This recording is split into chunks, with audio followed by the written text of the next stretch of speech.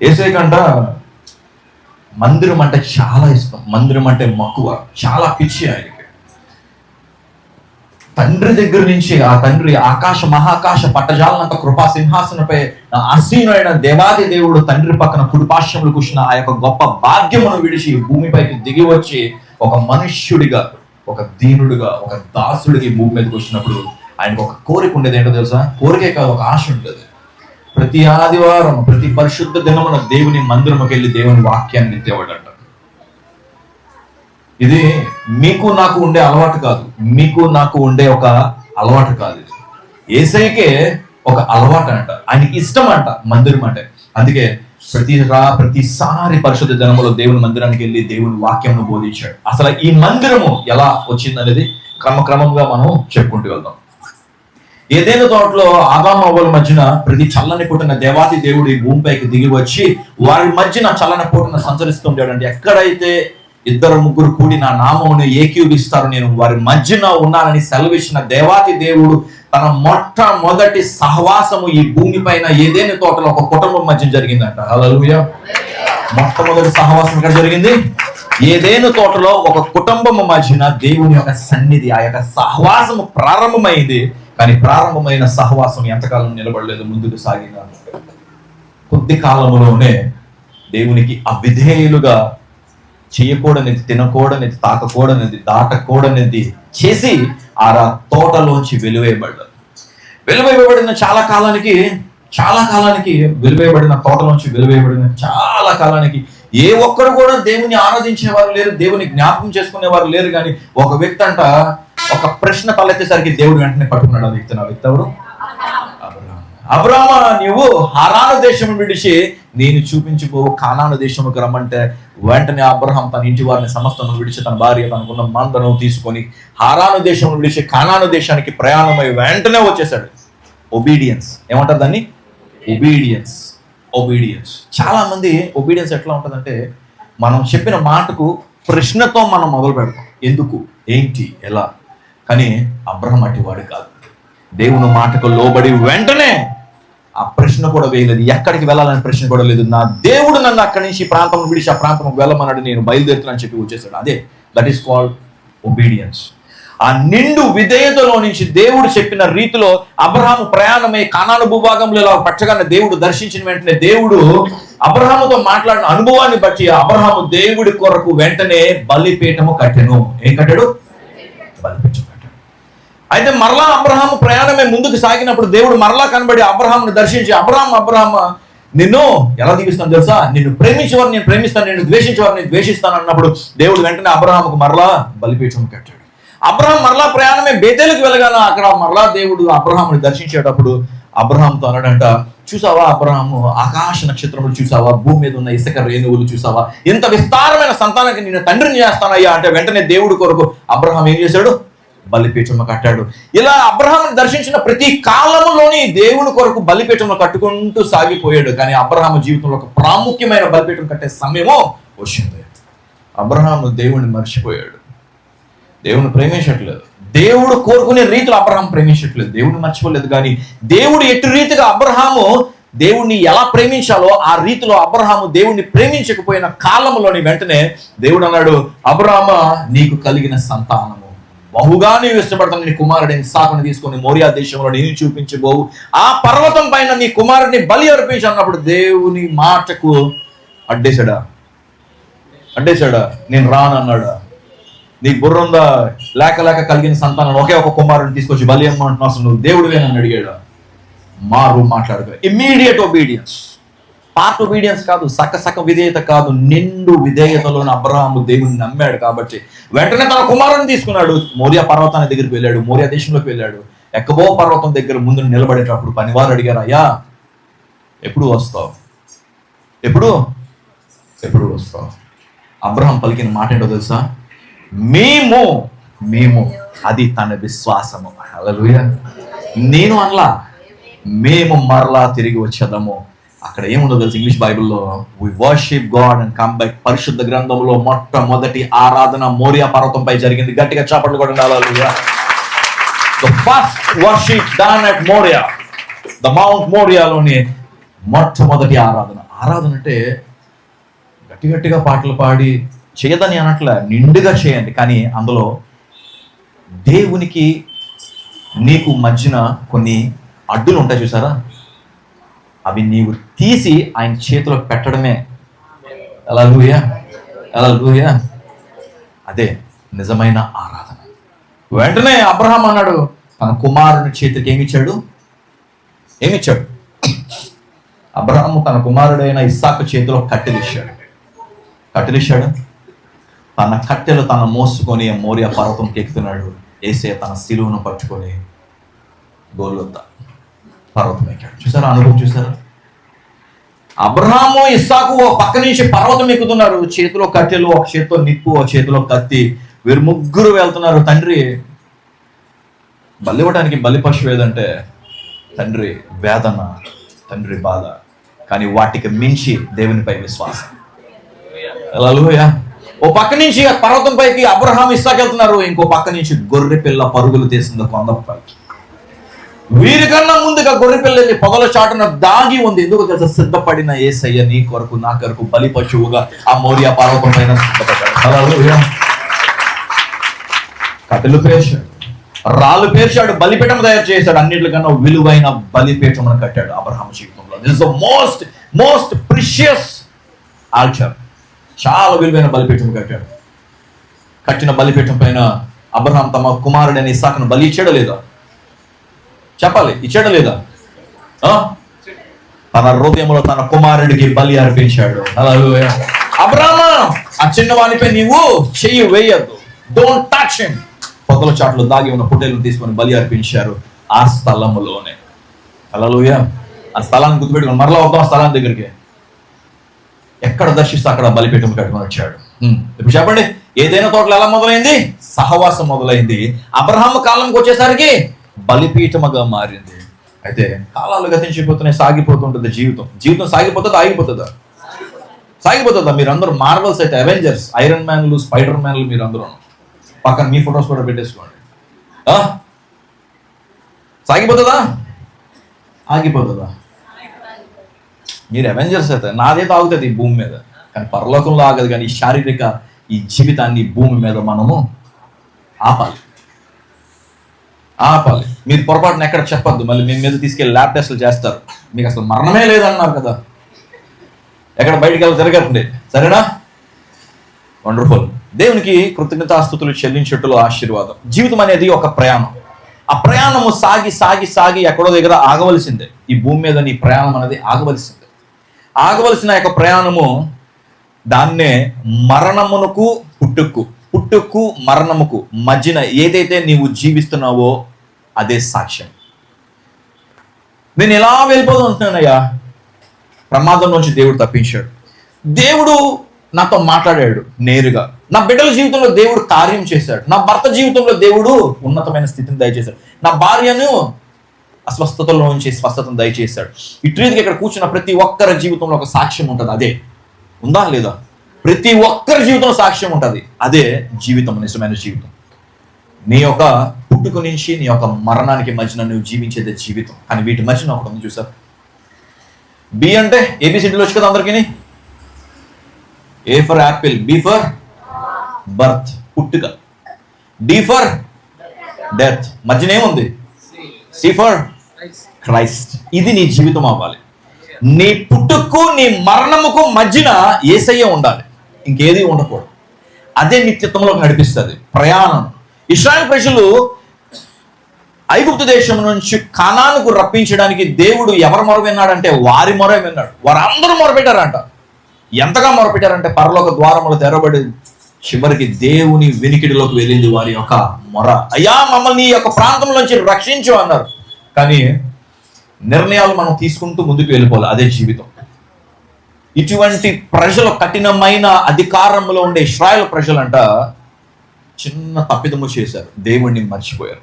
కానీ మర్చిపోయిన ప్రజల మధ్యన దేవుడు ఒక కుటుంబాన్ని లేపాడు. ఎవరట వాళ్ళు? మోషే సులువుగా ఉంటుంది. మనం ఎంతసేపు మనం అబ్రహాము, ఇస్సాకు, యాకోబు, మోషే దగ్గర ఉండిపోతాం. అమ్రాము, యకోబాదు ఎవరట? ఎవరు వీళ్ళిద్దరు? మోషే యొక్క తల్లిదండ్రులు. ప్రపంచమంతా ఒకవైపు ఉంది, మోషే యొక్క తల్లిదండ్రులైన అమ్రాము యెకోబాదు మాత్రమే దేవుని పట్టుకొని ఉన్నారు. పట్టుకొని ఉండిన ఆ యొక్క ఇద్దరు బిడ్డలను బట్ట, ముగ్గురు బిడ్డలను బట్ట, అహరోను, మిరియాము, మోషేను బట్టి ఆ యొక్క ఇశ్రాయేలు ప్రజలు ఆ యొక్క బంధకాల్లోంచి విమోచించడానికి దేవుడు ఆ కుటుంబాన్ని సమృద్ధిగా వాడుతున్నాడు. ఈ రోజు నీ కుటుంబం అంటే అటు రీతిగా దేవుని పరిచయంలో వాడబడుతున్నారా? దేవుని పనిలో వాడబడుతున్నారా? దేవునిలో కట్టబడి ఉందా నీ కుటుంబం? అటు రీతిగా అమ్రాము యెకోబాదులో 20 లక్షలు 6 లక్షల కాల్బలం ఉన్న ఇశ్రాయేలు ప్రజలు అందరూ ఒక దిక్కు అయితే, అమ్రాము యెకోబాదులు మాత్రం వారు కలిగిన ముగ్గురు బిడ్డల్ని దేవుల్లో నడిపాలని ఒక ఆలోచనతో కలిగి ఉన్నారు కదా. అటు రీతిగా నీ కుటుంబం కట్టబడి ఉందా ఈరోజు? కానీ కఠినమైన ప్రజల మధ్యన తీసుకున్న నిర్ణయం, ముందుకు సాగిన ఆ యొక్క అనుభవం, ఇశ్రాయేలు ప్రజల మధ్యన దేవుడు ఎన్ని కార్యాలు చేశాడంటే, ఎర్ర సముద్రం 2 పాయలుగా చేయటమే కాదు, దానికి ముందు 10 తెగులను రప్పించి ఏ ఒక్క తెగులు కూడా బిడ్డలకు తగలకుండా ఐగుప్తుకు మాత్రమే శ్రమనిచ్చి ఎర్ర సముద్రం 2 పాయలుగా చేసి మారాన మధురముగా మార్చి బండ నుంచి నీరును రప్పించి ఆకాశ ద్వారములు తెరిచి దేవదూతల ఆహారమైన మన్నాను కురిపించి బండ నుంచి నీరును రప్పించి ఈ అనుభవాలన్నీ దాటుకుంటూ వెళ్ళిపోతుంటే చివరికి దేవుడు మోసెస్ మోసెస్ అని పిలిచాడు. ఎక్కడ పిలిచాడు? సీనాయి పర్వతం పైకి. మోషే నువ్వు రా అన్నప్పుడు మోషే వెంటనే ఆ నిండు వృద్ధాపములో ఉన్న మోషే దేవుని కలుసుకోవడానికి సీనాయి పర్వతానికి ఎక్కాడంట. సీనాయి పర్వతం అంటే మామూలు పర్వతం కాదు. ఖాళీ నడక మీద కొండ కింద నుంచి కొండ అంచులు చేరడానికి సుమారు 14 గంటలు పట్టేదట. ఇప్పుడంటే మార్గం వేయబడింది కాబట్టి 5-6 గంటల్లో కాలినడక మీద ఎక్కేసి, కానీ ఆ రోజుల్లో నిండు వృద్ధాపములో ఉన్న మోషే గారు ఆ కొండ ఎక్కడానికి ఎంత ప్రయాస, ఎంత కష్టము, ఎంత సమయము. అదే మనం ఒక 10 అంతస్తుల బిల్డింగ్ దగ్గరికి వెళ్ళి కిందకి వెళ్ళి 10వ అంతస్తు చేరాలి, లిఫ్ట్ ఆగిపోయింది. మీరు నిజంగా చెప్పండి, గుండెల మీద చేసుకొని మెట్లకి ఎక్కుతారా? ఎవ్వరు ఎక్కరు. ఫోన్ కొట్టి sister brother bye bye see you, current వచ్చినప్పుడు చెప్పు, జనరేటర్ అంతా చెప్పు, పైకి వస్తాను, లేదంటే ఫోన్లో మాట్లాడుకుని వెళ్ళిపోతాం, అంతేనా? కానీ మోషే దేవుని పిలికిందుకు లోబడి ఆ వృద్ధాపంలో కూడా సీనాయి పర్వతం ఎక్కిన తర్వాత దేవుడు మోషేతో మాట్లాడాడంట. అయ్యా మోషే, ఏడో తెలుసా, ఈరోజు నీకు ఒక మంచి నమూనా ఇవ్వబోతున్నాను. ఏంటి నమూనా తెలుసా? నేను నా ప్రజలతో జీవించాలని ఆశ కలిగి ఉన్నాను. హల్లెలూయా. నేను నా ప్రజలతోనే నేను ప్రయాణిస్తాను, నేను వారితోనే ఉంటాను, వారి మధ్యనే నేను నివసిస్తానని చెప్పి ఒక ప్రత్యక్ష గుడారం యొక్క నమూనా ఇచ్చాడు. చెప్పాలందరూ ప్రత్యక్ష గుడారం యొక్క నమూనా. ఆ ప్రత్యక్ష గుడారం ఎవరు కట్టాలి అని కూడా చెప్పి అటు రీతిగానే దేవుడు చెప్పిన కొలత ప్రకారముగా తీసుకొచ్చి నమూనా అంతా తీసుకొచ్చి దేవుడు ముందుగానే సిద్ధపరచుకొని దేవుని ఆత్మతో నింపబడిన బెసలేలు. ఎవరట? బెసలేలు. He's the first man in the Bible. మొట్టమొదటిసారి దేవుని యొక్క పరిశుద్ధాత్మ కలిగిన బెసలేలు. హల్లెలూయా. అన్ని ఫస్ట్ బెసలేలు ద్వారా దేవుని యొక్క ప్రత్యక్ష గుడారం కట్టబడింది. ఆ యొక్క ప్రత్యక్ష గుడారములో దేవుని యొక్క మందసం దాచబడింది. ఆవరణము, పరిశుద్ధ స్థలము, అతి పరిశుద్ధ స్థలము 3 భాగాలుగా విభజించి అతి పరిశుద్ధ స్థలములో దేవుని యొక్క మందసము పెట్టారంట. ఈ ప్రత్యక్ష గుడారము వారితో ప్రయాణమై ముందుకు సాగిన కాలము అక్షరాలు 40 సంవత్సరాలు. ఎంత చక్కగా దేవుడు వారి మధ్యన పగల మేఘస్తంభమై, రాత్రి అగ్నిస్తంభమై, షకీనా మేఘము నీడలో ఆ ప్రత్యక్ష గుడారం ఎదుట సాగిన ఇశ్రాయేలు ప్రజలు ఒకసారి జ్ఞాపకం చేసుకోండి. ఏదైనా తోటలు ఎలా మొదలైంది?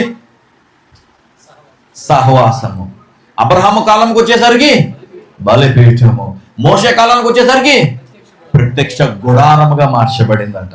ఆ ప్రత్యక్ష గుడారం ఎప్పుడైతే కానాను భూభాగములో ఆ యొక్క స్వాస్థ్యము పంచుకునే గోత్రాలు స్వాస్థ్యం పనిచేస్తున్నారు, వారి భూభాగం తీసుకున్నారు. కానీ దేవుని యొక్క మందసము ఎక్కడున్నదో తెలుసా? ఆయన స్థలమును ఆయన ఎన్నుకొని షిలోహు అనే ఒక ప్రాంతములో చుట్టూ కొండలు, ఆ కొండల మధ్యలో ఒక కొండ, ఆ కొండ పేరే షిలోహు. ఆ కొండలోనే దేవుడు ఉండడానికి నిర్ణయించుకొని తన ప్రత్యక్ష గుడారానికి అక్కడ నడిపించుకున్నాడు. అయితే ప్రత్యక్ష గుడారము ఆ ఎత్తైన పర్వతం పైన, షిలోహు పర్వతం పైన ఉంది. కొంతకాలం అయ్యేసరికి, కొన్ని సంవత్సరాలు దాటిపోయేసరికి అక్కడ ఒక యవనస్తుడు గొర్రెలు కాస్తూ ఆయన ఒక ప్రాంతంలో తిరుగుతున్నాడు కానీ తన హృదయంలో ఒకటే వేదన. ఎందుకు అంటే, ఓ పక్క షిలోహు దేవుని యొక్క ప్రత్యక్ష గుడారం చూస్తున్నాడు, ఇంకో పక్క ఉండే పర్వతం పైన యెబూసీయులు అనే ఒక జాతి వారు నివసిస్తుంటే తనకు ఒక వాగ్దానం గుర్తొచ్చింది. ఏంటా వాగ్దానం అంటే, ఇప్పుడు అబ్రహాముకు దేవుడు ఇచ్చిన వాగ్దానం, కానాను భూభాగంలో ఉన్న అన్యులందరూ నేను వెళ్ళగొట్ట యొక్క భూభాగము నేను నీకు ఇచ్చేదనని చెప్పిన ఒక వాగ్దానాన్ని ఎత్తుపట్టుకుని ప్రార్థన చేయడం మొదలు పెట్టాడంట. పెరిషీలు, కనీషీలు, హివ్వీలు, హిత్తీయులు, యెబూసీయులు వీరందరూ అక్కడ జీవిస్తున్నారు. ఆ అనుభవాన్ని దావీదు జ్ఞాపకము చేసుకొని దేవుడితో పోరాడుతున్నాడు. వాగ్దానం ఎత్తుపట్టుకొని ప్రార్థన చేసే అనుభవం ఈ రోజు ఉందా? నీ సమస్యను బట్టి నువ్వు వాగ్దానం ఎత్తుపట్టుకుని ప్రార్థన చేసే అనుభవంలోకి వచ్చావా? దేవుడు అదే కోరుకుంటున్నాడు. ఆయన ఇచ్చిన ప్రామిసెస్ చేత్తో పట్టుకున్నాడు. యు ఆస్క్ హిమ్, దేవా నువ్వు నా జీవితంలో ఇటు కార్యం చేస్తానని విషయం వాగ్దానం నా జీవితంలో నెరవేర్చు అని అడగగలగాలి. నువ్వు ప్రార్థనలు, నువ్వు పోరాటం అంటే నాకు ఇచ్చే కాదు, ఇచ్చిన వాగ్దానం ఎత్తుపట్టుకుని దేవుని ముందు నువ్వు ప్రజెంట్ చేయగలిగితే then God will hear your every prayer. ప్రతి ప్రార్థన ఆయన పెట్టాడు. దావీదు అటు రీతిగా అడిగాడు, సరే దావీదు నేను నీకు ఇస్తాను విషయాన్ని. వెళ్ళిపోయాడా ఒక్కడే? వెళ్ళిపోయాడా దావీదు? ఆ విజయాన్ని ప్రకటించడానికి తన సైన్యంతో చెప్పేటప్పుడు ఆ కొండ మీద జీవిస్తున్న యెబూసీయులను నీవు వెళ్ళగొడితే ఏం చేస్తాడంట దావీదు? వెంటనే సైన్యం వచ్చింది. తన అక్క కుమారుడిని యోవాబు వచ్చి ఆ యెబూసీయులను జీవిస్తున్న పర్వతమును చేరుకోవడానికి ఏ మార్గం ఎన్నుకున్నారో తెలుసా? కొండ నుంచి నీరు పారుతున్న నీటి మార్గమును ఎన్నుకున్నారు. ఆ నీటి మార్గమును ఆధారము చేసుకున్న కొండపైకి చేరారంట. ఆ నీరు అంటే ఏంటో తెలుసా? దేవుని వాక్యం. హల్లెలూయా. దేవుని వాక్యము నీవు ఆధారం చేసుకుంటే ఆ నీటిని పట్టుకొని పైకి చేరే రీతిగా నీవు కూడా దేవుని వాక్యమును పట్టుకొని ఉన్నతమైన స్థలాలకు చేరగలవు. హల్లెలూయా. నమ్మిన వారు గట్టిగా స్తోత్రం చెప్పండి.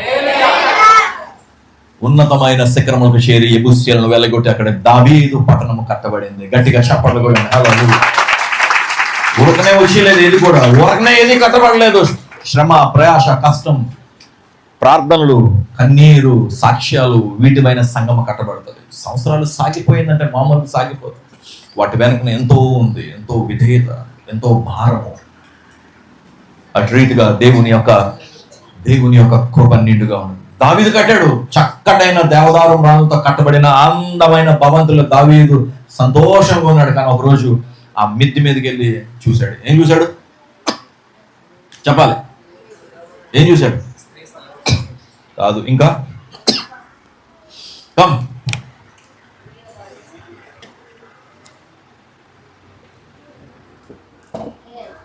దావీదు అంత అందమైన భవంతిలో ఉండగా దేవుని యొక్క మందసం ఒక ప్రత్యక్ష గుడారం ఉండుట దావీదుకి ఏ మాత్రము కూడా నచ్చలేదు. వెంటనే నిర్ణయం తీసుకున్నాడు. ఎటువంటి నిర్ణయం తీసుకున్నాడు తెలుసా? నేను నా దేవుని కొరకు ఒక మందిరము కట్టేదను. హల్లెలూయా. సులువుగా ఏర్పడలేదు ఏది కూడా. ఏదైనా తోటలో ప్రారంభమైన సహవాసము అబ్రహాము కాలంకి వచ్చేసరికి బలిపీఠముగా మారింది. మోషే కాలంకి వచ్చేసరికి ప్రత్యక్ష గుడారము మందసముగా మారి దావీదు కాలంకి వచ్చేసరికి ఒక అందమైన మందిరము కట్టబడడానికి తీసుకున్న నిర్ణయం మీద ఆధారపడింది. హల్లెలూయా. మందిరము కట్టబడాలి. వెంటనే ప్రవక్తతో చెప్పాడు, నేను నా దేవుని కొరకు మందిరం కడతానంటే కట్టే దావీదు, నో ప్రాబ్లం. నిన్ను ఆపేవాడు ఎవడున్నాడంటే సరే అని చెప్పి ప్రవక్త బయటికి రాగానే దేవుడు ఆగు. ఏం చెప్పావు నువ్వు దావీదుకి? మందిరం కడతా అన్నాడు నీ కొరకు దావీదు అంటే. దావీదు కట్టడానికి వీలు లేదు. దావీదు చేతుల్లో రక్తమయమయ్య అంటే దావీదు వెంటనే అలిగేశాడా? సావకు లేదని చెప్తే అలిగేస్తాం మనం వెంటనే. అమ్మా ఇలా కాదు అంటే వెంటనే అలిగేస్తాం. బ్రదర్ అలా కాదు అంటే అలిగేస్తాం. దావీదు చూసారా తన వ్యక్తిత్వం? What a beautiful character it is, what a beautiful heart it is. అలిగేశాడా? ఏం దేవా నీకోసం ఎంత చేశాను అంత చేశాను అనేసి దేవుడి మీద అలిగాడా? అలగలేదే. సరే దేవా కట్టదు కదా, నా తరం కడతది కదా, కానీ దేవుని మందిరముకు కావలసిన సమస్త సామాగ్రిని నేను సమకూర్చదును అని దేవుని కొరకు నిర్ణయం తీసుకొని బంగారము, వజ్రము, వైడూర్యము, రాతి, కలప సమస్తమును సమకూర్చి ముందుగానే సిద్ధపరిచాడంట. That is David. హల్లెలూయా. హల్లెలూయా. మరి మందిరం కట్టాలి, స్థలము ఒక్కొక్కసారి అంట కొన్ని నిర్ణయాలు ఎలా ఉంటాయంటే, దావీదు నిర్ణయం ఒకటి చెప్పే ముందు ఒక చిన్న కథ చెప్తారు. కథ మీకు అర్థమవుతే దావీదు నిర్ణయం మీకు బాగా అర్థమైపోతుంది. దావీదు అంటే ఒకరోజు తనలో ఉన్న గర్వమును బట్టి తన అక్క కుమారుడైన యోవాబును పిలిచాడు. దావీదు అక్క పేరేంటి? సరియుకి ఎంతమంది కుమారులు? 3. యోవాబు, అభిషేయి, ఆసాహేలు. అందులో యోవాబు పెద్దవాడు. యోవాబును పిలిచాడు. యోవాబు ఇలా రా అంటే, రాజా చెప్పు అని. దాని నుంచి బేషు వరకు ఎంత జనులు ఉన్నారో, ఎంతమంది యుద్ధం చేసేవారు ఉన్నారు, ఎంతమంది కత్తి పట్టేవారు ఉన్నారు, యూదులు ఎంతమంది, ఇశ్రాయేలు ఎంతమంది, మొత్తం నాకు లెక్క కావాలంటే యోవాబు అన్నాడు, రాజా నీవు తీసుకున్న నిర్ణయం తప్పయ్యా. నీవు ఎంతవరకు పోరాడుతున్న ప్రతి యుద్ధంలో నీ దేవుడు నీకు విజయం ఇస్తున్నాడు తప్ప నీ శక్తిని బట్టి కాదు, నీ బలం బట్టి కాదు, ఇంక దేని బట్టి కాదు. అంటే నేను రాజుని, నేను చెప్పిన మాటని నీవు నెరవేర్చాలి, నీవు వెంటనే నేను చెప్పినట్టు చెయ్యి అని చెప్పి వెంటనే పంపించేశాడు. వెంటనే యోవాబు వెళ్ళాడు, కష్టముతో భారముతో తీసుకున్న నిర్ణయం తప్పని తెలిసినప్పుడు కూడా భారముతో తను అడుగు వేసి దాని నుంచి బేర్షెబా వరకు లెక్క తీసుకొని దావీదు దగ్గరికి వచ్చేసరికి దావీదు హృదయము తెరవబడింది. ఎస్, నా బలమును బట్టి కాదు కదా, నాకు శక్తి బట్టి కాదు కదా, నా జ్ఞానం బట్టి కాదు కదా, దేవుడు ఇస్తేనే కదా నాకు ఇంత సమృద్ధి. కానీ నేను దేవుడినే పక్కన పెట్టి నేను తీసుకున్న నిర్ణయం తప్పు అనుకునే లోపు దేవుడు ఒక ప్రవక్తను దావీదు దగ్గర పంపించేశాడు. ఈ ప్రవక్త చెప్పిన దేవుడిచ్చిన ఆ యొక్క తీర్పు తెలుసుకోవాలంటే మీకు ఒక చిన్న కథ చెప్తా. ఇద్దరు ప్రేమించుకున్నారంట. ఇద్దరే కదా, ముగ్గురు నెలలు ప్రేమించుకుంటారు అంటారా? కాలం మారిపోయి అలాగే ఉన్నాయి ఇప్పుడు. ఇద్దరు ప్రేమించుకున్నారంట, ఒక అబ్బాయి ఒక అమ్మాయి, చక్కగా చాలా గాఢంగా ప్రేమించుకున్నారంట. ఎంత గాఢంగా ప్రేమించుకున్నారంటే ఒకరినొకరు విడిచిపెట్టి ఉండలేరు. ఆ అమ్మాయి ఉందంట, ఎన్నాళ్ళు ఇలా మనం ప్రేమించుకుంటూనే ఉంటాం, నా తండ్రి దగ్గర తీసుకెళ్తాను, నా తండ్రి చాలా మంచివాడు, మన ఇద్దరికి పెళ్లి చేస్తాడంటే ఆ అబ్బాయి కూడా సరే నీ తండ్రి దగ్గరికి వెళ్దామని చెప్పి చక్కగా తండ్రి దగ్గరికి వెళ్ళారంట. అమ్మాయి చెప్పిందంట, నాన్నగారు నేను ఈ అబ్బాయిని ప్రేమిస్తున్నానంటే, అవునా బాబు ప్రేమిస్తున్నావంటే, చాలా బాగా ప్రేమిస్తున్నాను అన్నాడట. సూపర్ అమ్మా, అయితే నువ్వు నా కూతురుని పెళ్లి చేసుకోవాలంటే నీకు ఒక చిన్న పరీక్ష పెడతాను, పరీక్షే కదా చేసేద్దాం మాయ గారు అన్నాడంట. ఆహా, వరుస కూడా కలిపేసావు నాన్న, సరే ఓకే రండి అల్లుడి గారు అని చెప్పి తీసుకుని వెళ్ళాడంట. బయట తీసుకెళ్ళి తన దగ్గర ఉన్న పాలేరులను కొంతమంది పిలిచాడంట. అల్లుడి గారు ఇక్కడ ఉన్నారు, మన దగ్గర ఉన్న 3 దున్నపోతులను వదులుతాను, నువ్వు ఒక్క దున్నపోతు తోక పట్టుకున్నా నా కూతురు నీకు ఇప్పుడే పెళ్లి చేసేస్తాను అన్నాడట. దున్నపోతు తోక పట్టుకోడు ఎంతసేపు మాయ గారు, చాలా సులువు కదా అని చెప్తే సరే అని చెప్పి నిల్చున్నాడంట. వదలండి రా దున్నపోతునంటే ఆ దున్నపోతుకు అప్పుడే ఫ్రెష్గా గేట్ నుంచి బయటకు వదిలేసరికి పెద్ద కొమ్ములు వేసుకొని ఒళ్ళంతా ఆయిల్ రాసి నల్లగా నిగనిగలాడుతూ పరిగెట్టుకొని వస్తుందట. మనోడు గుండెలో రాయబడిపోయింది. ఈ తోక పట్టుకునే బదులు బీచ్ రోడ్లో బఠానీ అమ్ముకుంటే బెటర్, కానీ పిల్ల వద్దు పెళ్లి వద్దు అనుకున్నాడంట. ఎందుకురా ఈ జీవితం అనుకున్నాడంట. సర్లే మాయగారు ఇంకా 2 ఉన్నాయని చెప్పారు కదా, మొత్తం 3 కదా, ఈ ఒకటి పోతే పోనీ అని చెప్పి వదిలేండి మాయగారు, అవసరం లేదు పట్టుకొని నెక్స్ట్ అది పట్టుకుంటాన్నాడంట. సరే బాబు అని చెప్పి 2వ దాన్ని వదలంటారా అంటే 2వది మొదటి దానికన్నా బేభత్సంగా ఉందంట. అది పరిగెడుతుంటే మనోడు గుండెలో రాయి పడిపోయింది. అమ్మో 3వది ఉంది కదా, దీన్ని కూడా విడిచిపెట్టదాం అనుకున్నాడంట. సరే అంకుల్ గారు అన్నాడంట. మాయగారి దగ్గర ఎక్కడికి వస్తాడు, అంకుల్ గారి దగ్గరికి వస్తాడు. 3వది వదలంటారు అన్నాడంట. 3వది వదిలేరంట. గేట్ తీసేసరికి అడుగులో అడుగేయడానికి చాలా కష్టపడుతుందంట, సన్నంగా బక్కగా బలహీనంగా. ఇది మనకు కరెక్ట్ అన్నాడంట. మాయగారు రెడీగా ఉండండి, తోకే కదా పట్టి తిప్పిసిరేస్తా అన్నాడంట. సరే బాబు పట్టుకో బాబు అన్నాడంట. వచ్చిందంట దున్నపోతు, దగ్గరికి వచ్చిందంట చాలా సమయానికి. మాయగారు తోక పట్టుకుంటున్నాను, కూతురు రెడీ చేయండి, తప్పకుండా బాబు అన్నాడంట. వెనక తిరిగి తోక పట్టుకుందాం, సరే తోక లేదంట. తోక కత్తిరిస్తాడంట మాయ. తోక ఏం చేశాడట, తోక లేదంట. దావీదు నిర్ణయం కూడా అలాగే ఉంది. ప్రవక్త వచ్చాడు, దావీదు నువ్వు చేసిన తప్పయ్యా, 7 సంవత్సరములు దేవుడు నీ దేశంలో కరువునిస్తాడు అంటే అప్పటికే అలసిన దావీదుకి తన జీవితం జ్ఞాపకం చేసుకున్నాడు.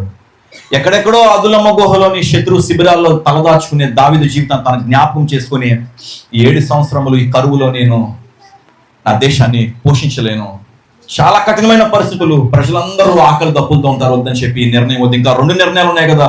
2వది ఏంటంటే 3 సంవత్సరాలు శత్రువులు నిన్ను తరుముతారంటే అప్పటికే తరంబడి హెబ్రోన్ నుంచి యెరూషలేముకి వచ్చి రాజధికారంలో ఉన్న దావీదుకి తన పాత జీవితం జ్ఞాపకం చేసుకొని 2వది కూడా వద్దనేశాడు. చివరిగా 3వది ఏంటంటే 3 రోజులు దేవుని చేతిలో పడతావా అన్నాడంట. మనుషుల చేతిలో పడుట కంటే దేవుని చేతిలో పడితే ఎంతో సులభం కదా. దేవుడు దయామయుడు, దేవుడు కరుణామయుడు, దేవుడు జాలిగల దేవుడు. కన్నీరు విడిచేస్తే వెంటనే విడిచిపెట్టేస్తాడు అనుకున్నాడంట. 3 రోజులు దేవుని యొక్క తెగులు ఆ దేశం పైకి రాగా దాని నుంచి బేర్షెబాలో 70,000 మంది చనిపోయారండి. ఎవరు తీసుకున్న నిర్ణయం, ఎవరిని బట్టి తప్ప. దేవుడు అవకాశం ఇచ్చాడు కదని అవకాశాన్ని మనం తీసుకోకూడదు. వీ హ్యావ్ టు చేంజ్, మనం మార్పు చెందాలి. దేవుడు ఎప్పుడు ఒకలాగా ఉండడు. కరుణిస్తాడు, క్షమిస్తాడు, భరిస్తాడు ఓర్పు సహనముతో. ఆయన ఓర్పుని సహనాన్ని మీరు పరీక్షించద్దు. ఎప్పుడూ ఒకలాగే ఉండడు. తను తీసుకున్న నిర్ణయము మన జీవితాన్ని మార్చేస్తాడు. వెంటనే దావీదు అనుకున్నాడు, అయ్యో నేను తీసుకున్న నిర్ణయం తప్పని పరుగులు తీసుకుంటూ వెళ్ళేసరికి యెహోవా దూత తన వరలోంచి తీసిన కత్తిని చేత పట్టుకొని అరోనా కళ్ళములో నిలబడిందట. ఎక్కడ నిలబడింది? అరోనా అనే ఒక వ్యక్తి, ఒక యెబూసీయుడు, ఆయనకు ఒక కళ్ళం ఉంది. ఆ కళ్ళం దగ్గర నిలబడితే దావీదు సాగిలిపడి, అయ్యా నేను చేసిన తప్పును బట్టి నన్ను నా కుటుంబ వారిని శిక్షించి కానీ ఏ అన్యం పుణ్యం తిరిగి నీ ప్రజలు నీవు ఏమీ చేయకయ్యా అని చెప్పి సాగిలి పడినప్పుడు తన దూత తన కత్తిని తీసి తన వరలో పెట్టి అక్కడి నుంచి వెళ్ళిపోయింది. ఆ స్థలములో అరోనా దగ్గరికి వెళ్ళి దావీదు అడిగాడంట, నాకు ఈ స్థలం కావాలి, ఇస్తావా అంటే, దావీదు నీవు అడిగితే ఎవరు కాదంటారా, తీసుకో, నీ ఎదుట నా స్థలం ఉంది, ఈ స్థలము నీది. ఎదుట దేవునికి బలి అర్పించడానికి ఎడ్లు ఉన్నాయి, తీసుకో, సామాగ్రి ఉంది, బలిపీఠము కట్టు, దహించు, దేవునికి దహన బలి అర్పించు, సమస్తమైందంటే నాకు ఊరకనే వద్దు అని చెప్పి డబ్బులు ఇచ్చే స్థలమును తీసుకున్నాడు. అక్కడ బలిపీఠము కట్టబడెను. హల్లెలూయా. కట్టబడిన బలిపీఠము దగ్గరే యెరూషలేము కట్టబడింది సొలొమోను మహారాజు గారి ద్వారా. మందిరము ఊరకనే కట్టబడదంటే ఇట్స్ గాడ్స్ ప్లాన్. మనుషులని, స్థలములని దేవుడు ఊరకనే అనుకోడు, దాని వెనకన లోతైన అనుభవాలు ఉంటాయి. యెరూషలేము కట్టబడిన యొక్క మందిరము, ఆ స్థలమే, ఆ ప్రాంతమే అబ్రహాము తన కుమారుడైన ఇస్సాకును బలి అర్పించిన మోరియా దేశంలో యొక్క పర్వతం. హల్లెలూయా. దేవుడు ఎక్కడి నుంచి సిద్ధపరచుకొచ్చాడు తెలుసా? తన యొక్క మందిరం కట్టడానికి. కట్టబడిన మందిరము, సొలొమోను మహారాజు గారు కట్టబడిన యొక్క మందిరంలోకి దేవుని యొక్క ఆత్మ దిగి వచ్చినప్పుడు ఆ మందిరము దేవుని మహిమతో నింపబడిన అనుభవం. కానీ ఇశ్రాయేలు ప్రజలు మనలాంటి వారే కదా, మనం కూడా అటువంటి వారమే కదా. దేవుని ఆశీర్వాదం పొందుతాం, దేవుడు ఇచ్చిన సమస్తమును తీసుకుంటాం, దేవుడు నడిపించి కాలమంతా నడుస్తాం. కానీ దేవుడే మనిషి, దేవుడే తృణీకరించి, దేవుడే వెలివేసి, దేవుడే మాకు వద్దు అనే రీతిలో జారిపోయిన ఇశ్రాయేలు ప్రజలను బట్టి శత్రువు తూర్పు దేశం నుంచి ఆ దేశంలోకి వచ్చి దేవుని కొరకు కట్టబడిన యొక్క మందిరము నేల మట్టగా కూల్చివేయబడింది. 4 సార్లు నెబుకద్నెజరు వచ్చి, 3 సార్లు, 4వసారి తన పనివాడైన నెబుజరదాను వచ్చి నేల మట్టుకు ఆ మందిరాన్ని కూల్చివేసేసారు. రాతి మధ్యన బంగారం కూడా ఒలుచుకొని తీసుకొని వెళ్ళిపోయారు. మందిరం పడిపోయింది. ఇప్పుడు మందిరం లేదు. ఇశ్రాయేలు ప్రజలు కూడుకోవడానికి, యూదులు కూడుకోవడానికి మందిరం లేదు. అప్పుడు మొదలయ్యాయి సమాజ మందిరాలు. చెప్పండి అందరూ. సినగోగ్స్ అంటారు వాటిని, సినగోగ్స్. చెప్పండి. స్టార్టింగ్ ఏదైనా తోటలో ఏం మొదలైంది? సహవాసం. అబ్రహాము కాలంలో, మోషే కాలంలో, దావీదు కాలంలో స్థిరమైన మందిరము. దాని తర్వాత సమాజ మందిరాలు మొదలయ్యాయి. సినగోగ్స్ లోనే ప్రత్యక్ష గుడారములు ఇటు రీతిగా అయితే దేవుని మందసము దాచబడింది, అటు రీతిగా ఈ యొక్క సినగోగ్స్ లో, ఈ సినగోగ్ సమాజ మందిరాల్లోని టోరా చదివేవారు. టోరా అంటే ఆదికాండం, నిర్మాకాండం, లేవ్యకాండం, సంఖ్యాకాండం, ద్వితీయోపదేశకాండం, ఈ పంచకాండాలని ఇశ్రాయేలు యూదుల ప్రజలందరూ ఆ సమాజ మందిరాలు చదివారు. యేసయ్య చేసిన సకకాల పరిచర్య అంతా సమాజ మందిరంలో జరిగింది. సమాజ మందిరం జరిగింది. కాకపోతే ఇశ్రాయేలు ప్రజలందరూ చెరలోకి వెళ్ళిపోయారు. మరలా 70 సంవత్సరంలోకి తిరిగి వచ్చారు. మందిరం కట్టడం ప్రారంభమైంది. హల్లెలూయా. పడిపోయిన మన జీవితాలు అలాగే తిరిగి కట్టుకోవాలి. పడిపోయిన మన జీవితాన్ని ఎలా కట్టుకోవాలి? ఎక్కడ కట్టుకుంటారు? దేవుని సహవాసంలో కట్టుకుంటారు.